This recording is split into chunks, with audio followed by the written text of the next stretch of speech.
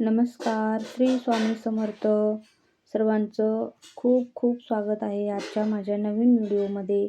आणि चला सुरुवात करूया आपल्या नव्या व्हिडिओला. व्हिडिओची तर सुरुवात झालेलीच आहे. आपण पाहू शकता. आजची सुरुवात बघा देवांना धुण्यापासून चालू झालेली आहे. म्हणजेच की आज गुरुवार होता आणि मग गुरुवारचं तर माहीतच असतं, जे आपलं पूजेचं जे रुटीन असतं ते जरा वेगळं असतं. म्हणजे डेलीची म्हणजे दररोजची जी आपली पूजा आहे त्याच्यापेक्षा थोडंसं हे वेगळं आहे. वेगळं असतं गुरुवारी. म्हणजे सगळं देवाऱ्यावरचं सगळं धुवायचं, करायचं. देव आपले पितांबरीनं घासून घ्यायचे. नंतर त्यांना पंचामृत वगैरे हे करायचं, स्नान घालायचं पंचामृताने. मग देवाचं आज बरंच काही असतं, त्याच्यामुळे आज मी तोच विचार करून लवकर उठलेली होते. सकाळी पहाटे 5 वाजता मी उठलेली होते, कारण शाळा चालू झालेली आहे आणि लेकरांना पण शाळेत पाठवायचं आहे. त्यांचा डबा असतो, त्यांना वेळेवर पाठवायचं असतं शाळेत. असं आपल्याला सुट्ट्या पडल्यानंतर ना, आता 1-2 महिन्याच्या सुट्ट्या होत्या, तर मग आता असं झालं होतं की निवांत सगळं करायचं, निवांत उठायचं आणि गुरुवार पण असला तर अख्खा गुरुवार कुठे चालला होता पूजेमध्ये काही कळत नव्हतं. दिवसभर पूजेतच जात होता. हे करायचं, ते करायचं, नंतर गुरुवारचा उपवास धरायचा, नंतर पारायण करायचं. ह्याच्यामध्ये नंतर संध्याकाळची आरती वगैरे कधी 7 वाजले काही कळायचंच नाही. पण आता थोडंसं चक्क आपलं एकदमच रुटीन बदललं. म्हणजे कसं लेकरांच्या शाळा चालू झाल्या आणि मग मोठे लेकरं असल्यानंतर थोडं वेगळं असतं, पण लहान लेकरांचं जरा वेगळं. त्यांना सगळं आवरून आपणच द्यावं लागतं आणि त्यांचं आवरायचं, त्यांना उठवायचं, त्यांना अंघोळ्या, त्यांचे फ्रेश करणं.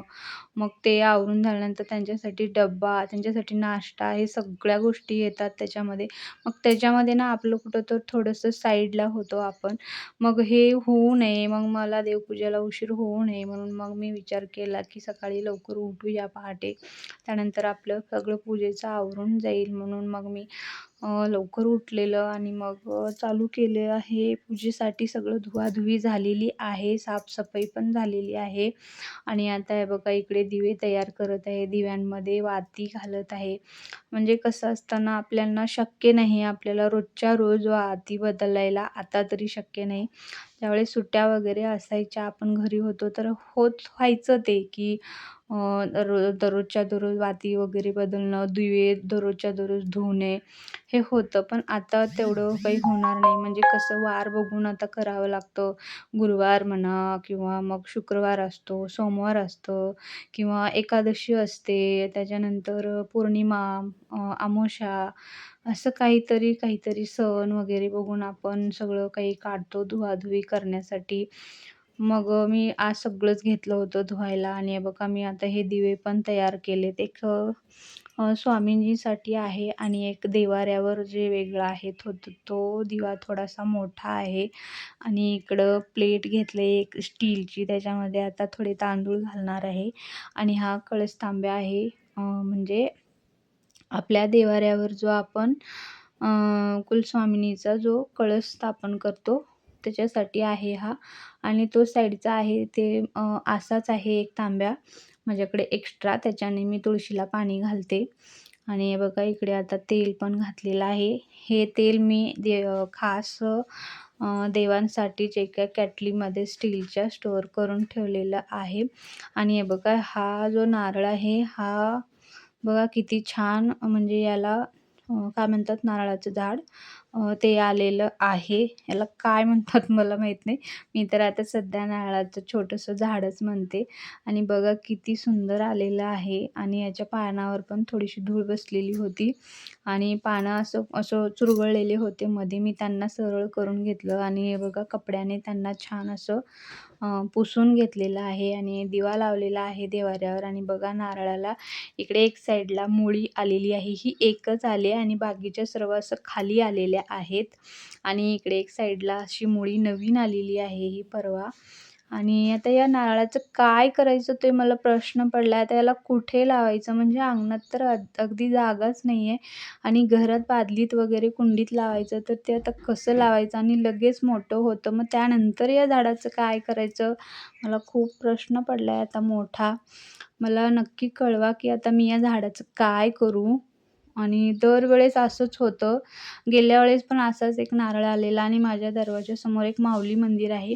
मी तिथे त्यांना दिलेलं, की हे झाड लावा म्हणून आणि त्यांनी ते झाड लावलेत आणि आता बरंच खूप मोठं आलेलं आहे ते झाड. आणि इकडं आता मी यावेळेस पण काय करू? आता तिथे पण जागा नाही आहे लावण्यासाठी. आता कुठे लावायचं हे झाड? एक खूप मोठा प्रश्नच पडलाय आता. आणि ज्या पण वेळेस नारळ ठेवते त्यावेळेस हे नारळाचं झाड येतंच. 100 नाही 1001% माझं नारळ फुटतो आणि झाड येतंच. आणि मग प्रत्येक वेळेस मला प्रश्न पडतो, की हा नारळ कुठे द्यायचा? कुठे लावायचा म्हणून?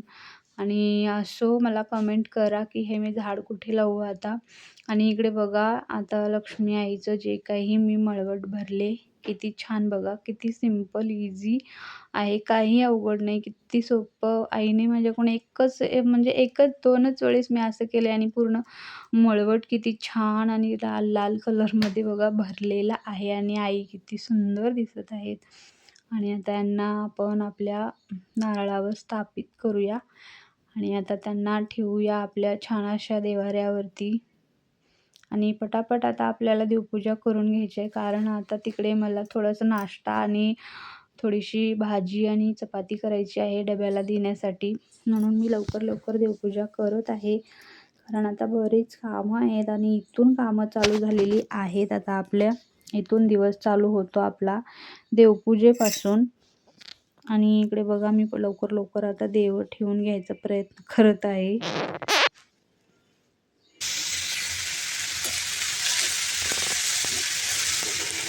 आणि इकडे आता माझी भाजी पण झालेली आहे लेकरांचे डबे द्यायला आणि मग डबे दिल्यानंतर अजून दुसरे पण कामं आहेत. मग लेकरांचं पहिलं पटकन डबे वगैरे देऊन टाकलं की मग त्यांना पण मोकळीक होते शाळेला वगैरे जाण्यासाठी. आणि मग इकडे बघा चपाती तेवढी टाकायची होती. भाजी मी रेडी करून ठेवलेला आहे. इकडं मी आज डाळ कांदा केलेला आहे. कारण डाळ कांदा ही रेसिपी करायला खूप सोपी आहे आणि लेकरांची पण खूपच आवडती ही रेसिपी आहे. म्हणून मी डाळ कांदाच केलेला आहे आणि पटकन त्यांच्यासाठी चपाती टाकून घेतली आणि मी बाकीच्या चपात्या नंतर टाकणार होते. आणि इकडे बघा फुलं खूप छान लागलेली आहेत. पावसाळा असून सुद्धा आपल्याला पाऊस पडत नाही आहे. उन्हाचा खूप चटकारा लागतो तर फुलं खूप लहान अशी उमलत आहेत. म्हणून थोडीच फुले लागलेली होती. आणि इकडे बघा आता मी थोडीशी बटाट्याची भाजी करून घेते. म्हणजे कसं आहे आता 2 भाज्या 3 भाज्या कराव्याच लागतात कारण डब्याला वेगळी द्यायची असते. ती भाजी घट्ट असते आणि घरी खाण्यासाठी आपल्याला भातासोबत खूप कमी प्रमाणात असे आहे की भातासोबत आपण घट्ट भाजी खातो तर आपल्याला भातासोबत पातळच पाहिजे असतं काहीतरी. म्हणून मी इकडे थोडंसं बटाट्याची आमटी करून घेतली थोडीशी 2 वाटी. कारण आता याला खाण्यासाठी मी आणि आई दोघीच होतो. आणि मग नंतर आता लेकरं तर गेले दिवसभर त्यांचं तर टेन्शनच नाही. आता त्यांना नाश्ता वगैरे करून डबा करून दिलं की ते मग गेले बाहेर. आणि इकडे स्वयंपाक झाला. हे दुपारचं काम आहे. कपडे धुवून आता वाळलेले आहेत. आणि इकडं बघा मी सगळं घर छान असं आवरून घेतलेलं आहे. आता छान थोडीशी AC लावली कारण आता इकडचं काम आहे का तिकडचं झालं की मग इकडचं करावं लागतं. आणि तिकडे सगळं आवरून करून मी लेकरं आणण्यासाठी बघा इकडे शाळेत आलेली आहे. आणि शाळेत बघा लेकरं खेळायला सुटली आहे खेळायची कारण आता शाळा सुटणार आहे. आणि मग शाळा सुटण्याच्या अगोदर थोडंसं लेकरांना खेळायला सोडतात. आणि तिकडून आम्ही डायरेक्ट बाजारामध्ये आलो बॅगा आणण्यासाठी. कारण लेकरांच्या बॅगा आता खूपच हे झालेल्या होत्या फाटलेल्या होत्या. कारण आता 2 वर्ष अगोदर मी बॅगा घेतल्या होत्या त्यांना. गेल्या वर्षी पण त्यांच्यासाठी मी बॅगा घेतल्याच नव्हत्या. म्हणून म्हटलं चला लेकरांसाठी बॅगा घेऊया. आणि वाटतच मला एक सुंदर असा स्टॉल दिसला बॅगांचा. मी खरं तर दुकानातच बॅगी घ्यायला जाणार होते पण मला इथे पण बॅगी खूप छान दिसल्या. आणि मग चला म्हटलं इथंच घेऊया. आणि हे भैया ओळखीचे आहेत म्हणजेच आपल्या घराजवळचे आहेत. आणि मग घराजवळचे म्हटल्यानंतर आपल्याला माल खात्रीशीर देतील आणि काही झालं तर आपल्याला वर्षभर त्यांना बोलताही येईल. नाहीतर आपल्याला एक्सचेंज ऑफरसुद्धा त्यांच्याजवळून मिळते. आणि सगळ्यात म्हणजे आपल्याला आपल्या बजेटमध्ये बॅगा मिळतात. आणि तसंही कसल्याही भारी बॅगा घेतल्या तरी आपल्याला वर्षात 2 वेळेस बॅगा घ्याव्या लागतात त्यांच्यासाठी. मग आता मी खूप दिवस म्हणजे 2 वर्ष बॅगा घेतल्याच नव्हत्या, त्याच्यामुळे मी आता चांगल्याच बॅगा घेणार होते. आणि मग इकडे पाहू शकता की आता मी इकडे बॅगा बघत आहे आणि खूप साऱ्या पद्धतीच्या आणि खूप वेगळ्या वेगळ्या व्हरायटीमध्ये बॅगा होत्या. चांगल्याही क्वालिटीच्या होत्या आणि त्याच्यानंतर साध्या पण होत्या. कारण प्रत्येक जणांचं असं नसतं बजेट की सगळ्यांना चांगलंच मिळेल. काही जण असतात की त्यांना थोडंसं ॲडजस्ट करावं पण लागतं, थोड्याशा कमी किमतीच्या पण लागतात. मग मी थोडे 2 बॅगा घेतल्या आणि 2 टिफन बॉक्स घेतले आणि त्यानंतर मी थेट निघाले. ते म्हणजे आम्ही एका हॉटेलमध्ये गेलो, कारण आता तिकडे सगळं करता करता खूप वेळ झाली होती आणि हॉटेलमध्ये जेवण झालं. त्यानंतर घरी आलो आणि हे बघा, हे संध्याकाळचं आपलं घराजवळचं व्ह्यू आहे.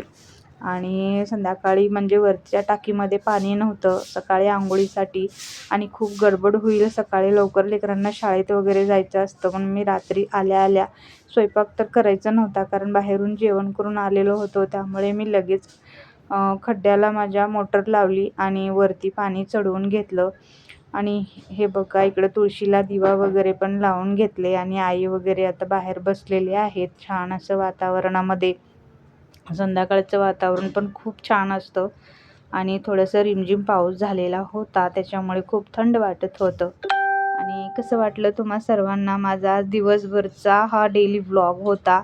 आणि मी सकाळी 4ला उठलेली, 5ला उठलेली आणि तेव्हापासून आता 7, 7:30, 8 वाजत आलेत आणि आत्तापर्यंत मी दिवसभरचं काम तुम्हाला दाखवले. बघा, दिवसभर आपल्याला दिवस पुरत नाही आहे कामासाठी. आणि तुम्हाला जर माझा हा व्हिडिओ आवडला असेल तर चॅनलला लाईक, शेअर आणि सबस्क्राईब नक्की करा. श्री स्वामी समर्थ.